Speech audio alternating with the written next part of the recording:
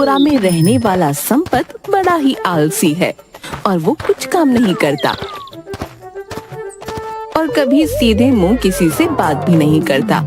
एक सुबह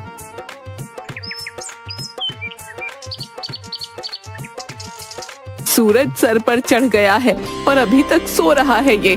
उठ जा कुंभकर्ण की औलाद, और कितना सोएगा। माँ तुम तो हर समय मेरे पीछे ही पड़ी रहती हो। क्या काम है बोलो। काम कुछ नहीं है, तेरी बहन ने रोटी पका दी है, जाकर खा ले। माँ ये निकम्मा तो खा ही लेगा, तू भी तो खा ले। नहीं, मैं नहीं खाऊंगी। मेरे तीर्थ पर जाने की खुशी में कपटा और उसकी बहू ने आज अपने घर पर मुझे सुबह के नाश्ते के लिए बुलाया है। अच्छा, तो तू कप्ता के घर जाकर चाय नाश्ता करेगी और मैं यहाँ इस पागल की बनाई सूखी रोटी खाऊं? हैं? नहीं, तेरे लिए तो घी में तली हुई रोटी है, काम का न काज का, दुश्मन अनाज का। माँ देख ले, इसने मुझे फिर निकम्मा कहा। मैं तो तंग आ गई हूँ, एक तो तेरे निकम्मेपन से और दूसरा तेरी लड़ाइयाँ। जब देखो तब किसी न किसी से तेरी लड़ाई ही होती रहती है, बाहर नहीं तो घर में ही सही। मैं भी चलूंगा कप्ता के घर तुम्हारे साथ चाय नाश्ते पर। अगर ये जाएगा तो मैं भी जाऊंगी। लेकिन कप्ता ने सिर्फ मुझे बुलाया है। अगर माँ जाएगी तो बच्चे भी तो जाएंगे। क्या इतनी अकल उसके पास नहीं है? अच्छा ठीक है, लड़ाई मत करो, दोनों चलो।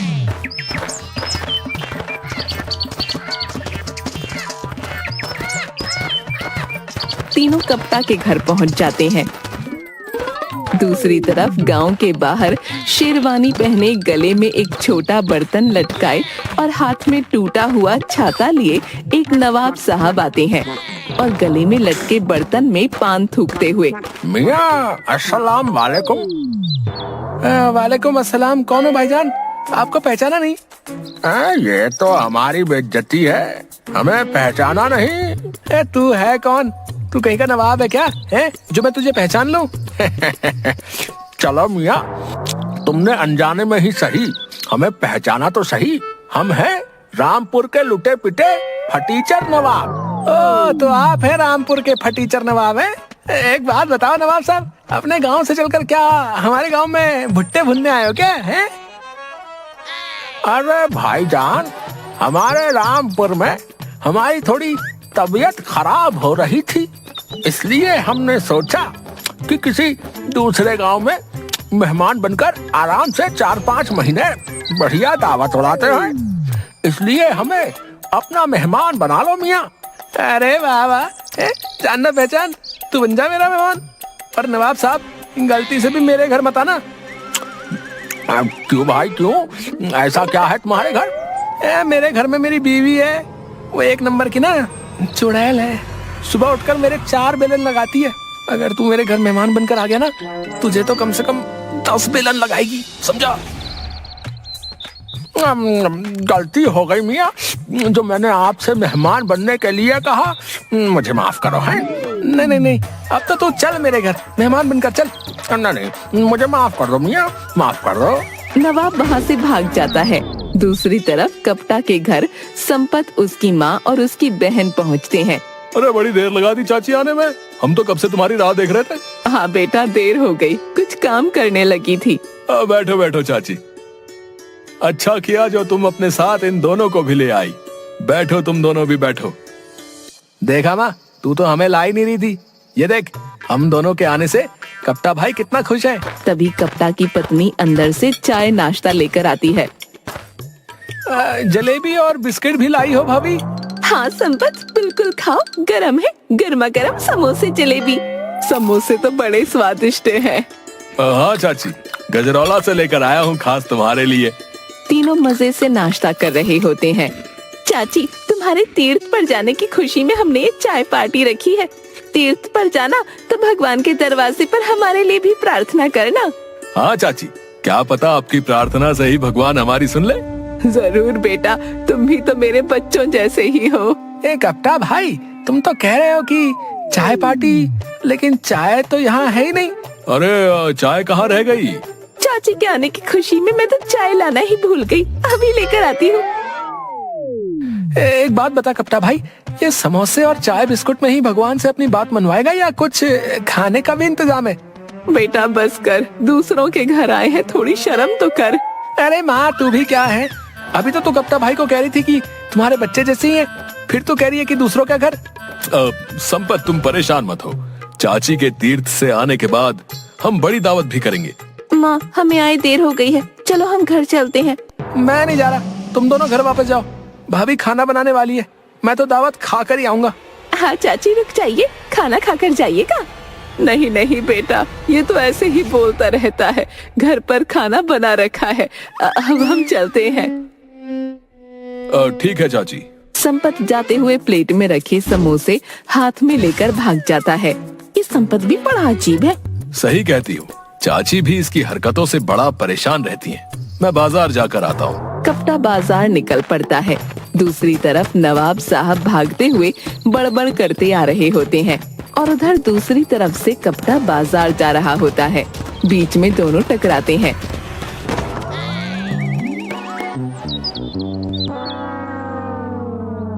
अब सलाम वालेकुम नवाब साहब।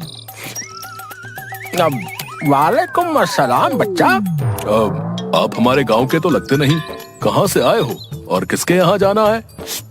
अब बेटा, हम हैं रामपुर के लुटे पिटे नवाब। हमारा नाम है फटीचर नवाब और हम किसी रिश्तेदार के यहाँ जा रहे हैं। तो इस गांव में कोई रिश्तेदार रहता है? अरे नहीं नहीं मियाँ, हमारा तो यहाँ कोई रिश्तेदार नहीं रहता, लेकिन हम ताजी ताजी रिश्तेदारी जोड़ने में बड़े ही उस्ताद हैं। वैसे तुम्हारा नाम क्या है? नवाब साहब, हमारा नाम तो कपटा है और हम इसी गांव के हैं।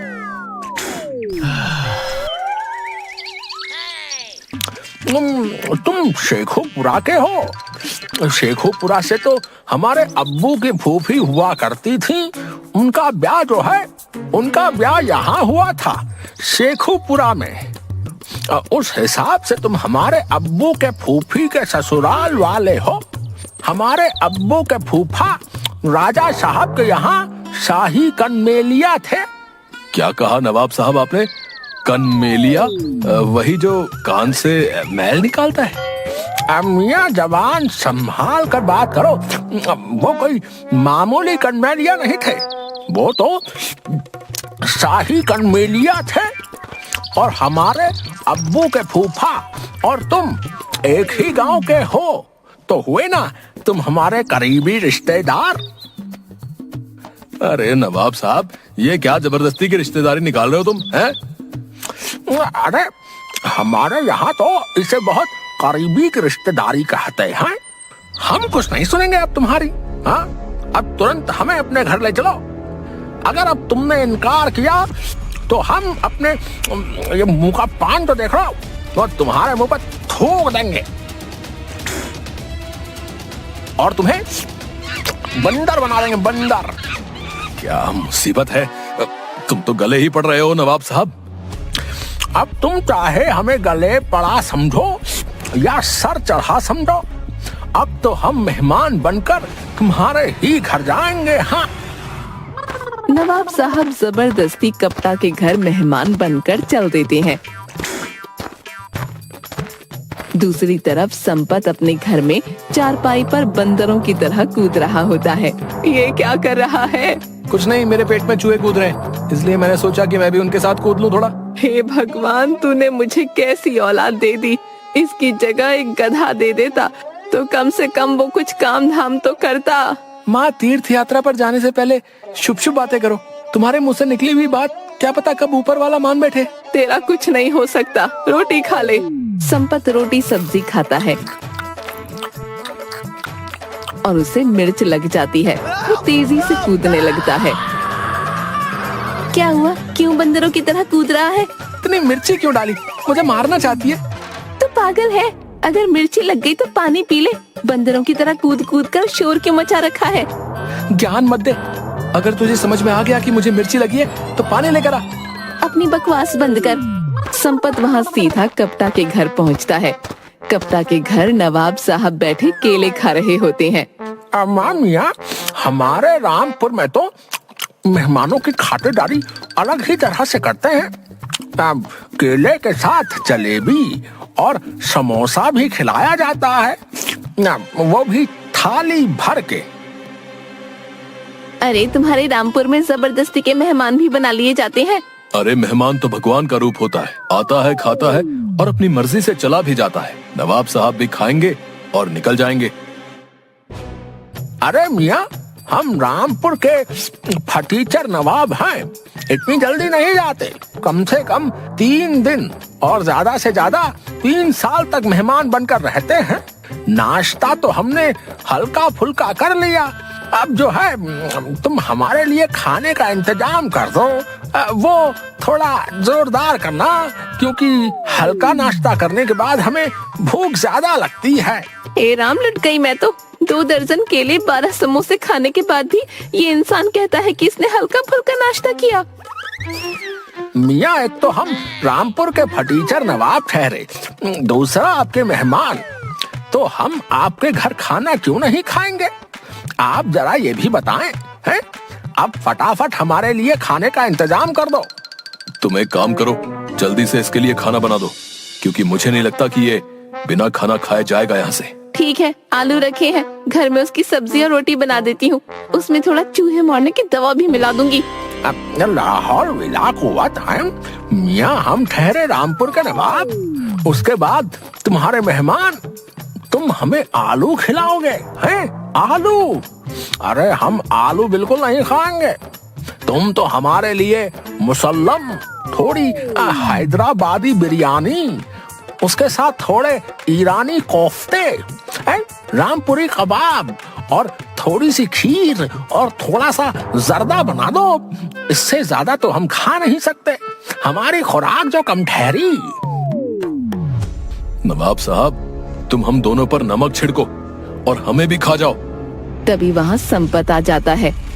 अरे कप्ता भाई, ये अजीब सी शक्ल वाला इंसान कौन है? क्या ये तुम्हारा रिश्तेदार है? नहीं संपत भाई, क्या बताऊं, ये रामपुर का लुटा पिटा नवाब है जो जबरदस्ती हमारा मेहमान बनकर बैठा है। ए, तू कैसा इंसान है रे? जबरदस्ती गले पड़ रहा है? प्यार से गले पड़, वो भी पूछ कर। मियाँ, तुम हो कौन जो तुमने हमें थप्पड़ डर दिया? हमारी इतनी बेइज्जती तो आज तक किसी ने नहीं करी।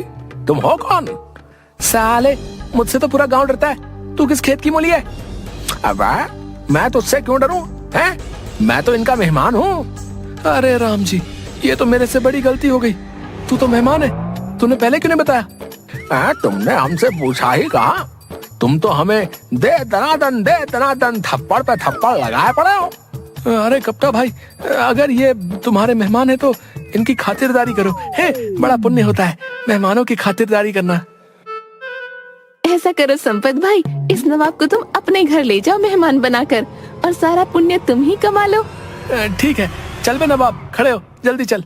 हमें तो सिर्फ मेहमान नवाजी करवानी है, यहाँ करवा लो या तुम्हारे घर करवा लो।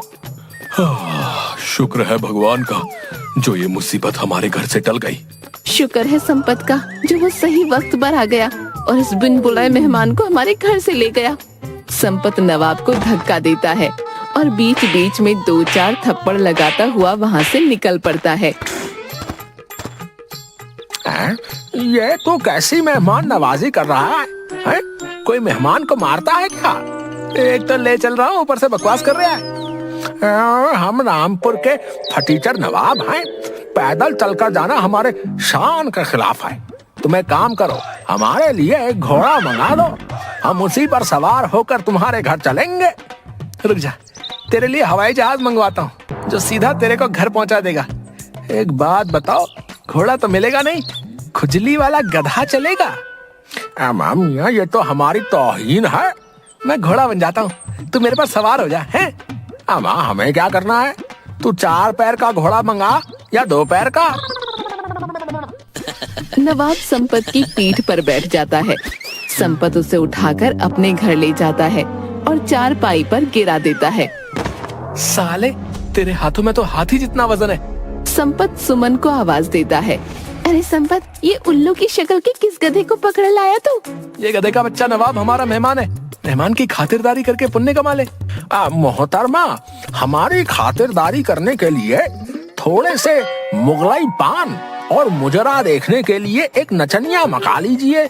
माशाअल्लाह, मुजरा देखे बिना हमारा खाना हजम नहीं होता। इस फटीचर के ख्वाब तो देखो, अभी तेरे सर पर 2 झाड़ू लगाऊंगी ना, पूरी दुनिया तुझे मुजरा करती दिखाई देगी। तभी संपत की माँ आती है। अरे संपत, ये नमूना कौन है? इसे हमारे घर कौन छोड़ गया? माँ, ये जबरदस्ती का मेहमान है। अरे मियाँ, तुम सब अपनी बातों के चक्कर में मेहमान नवाजी करना ना भूल जाना। कसम से मुजरा देखे बिना हमारा खाना हजम नहीं होता। अच्छा, तो तुझे खाना हजम नहीं होता, मतलब तेरा हाजमा खराब है। माँ, इसे प्याज खिला दे। लाहौल विला कुव्वत, मैं मुजरा देखकर मुगलाई पान खाता हूँ, मैं प्याज नहीं खाता। अबे साले, प्याज तो तेरा बाप भी खाएगा। रुक। संपत, उसकी माँ और सुमन तीनों मिलकर जबरदस्ती नवाब को पकड़ते हैं और उसके मुंह में प्याज खिलाने लगते हैं। नवाब सब छोड़कर भाग जाता है। नवाब के बच्चे का ये सामान देकर आता हूँ, नहीं तो क्या पता ये सामान देने के बहाने वापस मेहमान बन के आ जाए। नवाब भागता हुआ कप्ता से टकरा जाता है। अरे चाचा, कहाँ भाग रहे हो? क्या पीछे भूत पड़ गया है? मियाँ, तुमने मुझे किसी बेवकूफ के हवाले कर दिया। उसने तो मुझे पीट पीट कर मेरा कबाड़ा ही बना दिया। मैं तो यहाँ नहीं रुकने वाला। तू कहीं नहीं जाएगा चाचा, तू अब यहीं रहेगा। तभी संपत आ जाता है। साले, अपना सामान छोड़कर कहाँ भाग रहा है? अपना सामान लेकर जा। हाँ भाई संपत, नवाब का सामान इसके सर पे दे दे, नहीं तो क्या पता ये पुलिस लेकर आ जाए। हाँ कप्ता भाई, ये तो तू सही कह रहा है। और वैसे भी अभी इसकी थोड़ी मेहमान नवाजी बाकी है। नवाब की छतरी और थूकदान लेकर और नवाब को 2 थप्पड़ लगाता है। कप्ता और संपत दोनों मिलकर नवाब की पिटाई करते हैं। नवाब किसी तरह अपनी जान बचाकर वहाँ से भागता है और फिर कभी किसी के घर मेहमान बनकर नहीं जाता।